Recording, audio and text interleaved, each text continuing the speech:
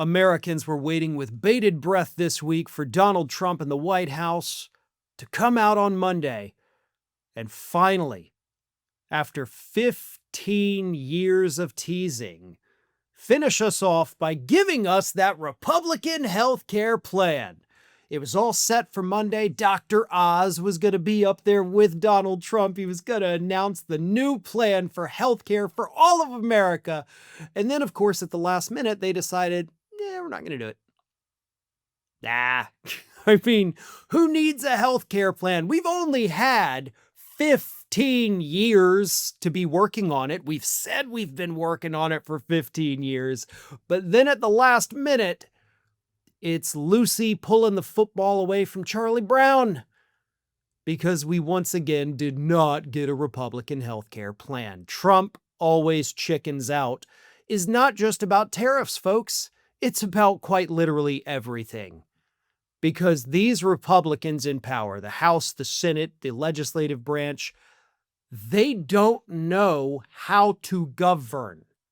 They don't. They genuinely cannot do anything other than oppress certain groups of people or cut taxes for the wealthy. Those are the two things Republicans know how to do.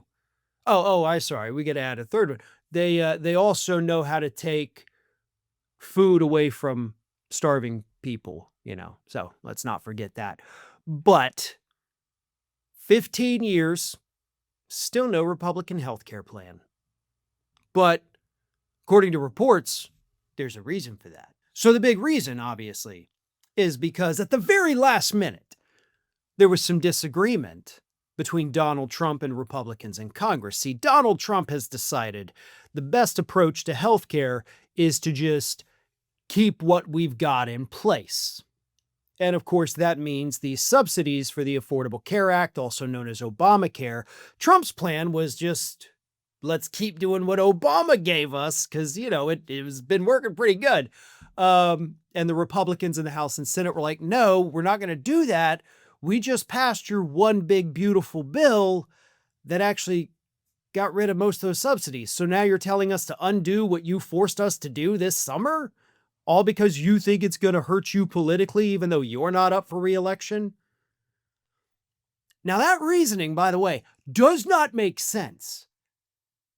It should be the opposite, right? Because Trump's not up for re-election. He doesn't care that our healthcare premiums are going up. So why would he want to extend the subsidies that he demanded be cut? The Republicans, on the other hand, the House and Senate, those are the guys that should be saying, you know what, we should just keep the subsidies in place because we all face re-election next year. And we kind of want to win. We're not gonna, but we want to.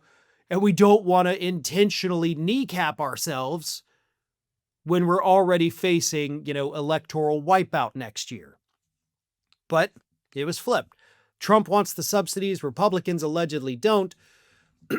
But none of that actually even addresses the problem. And that's the problem. They're squabbling over whether or not to continue the thing that Obama did 15 years ago.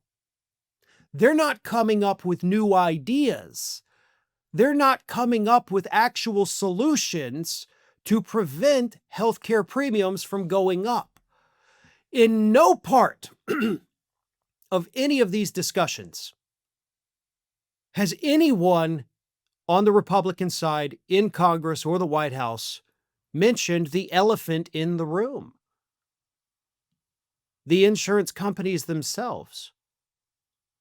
The consolidation of hospitals with these corporations coming in and buying up all these hospitals and buying all the doctors, charging us astronomical amounts just because they can. It doesn't matter how many subsidies you give us or how many subsidies you take away.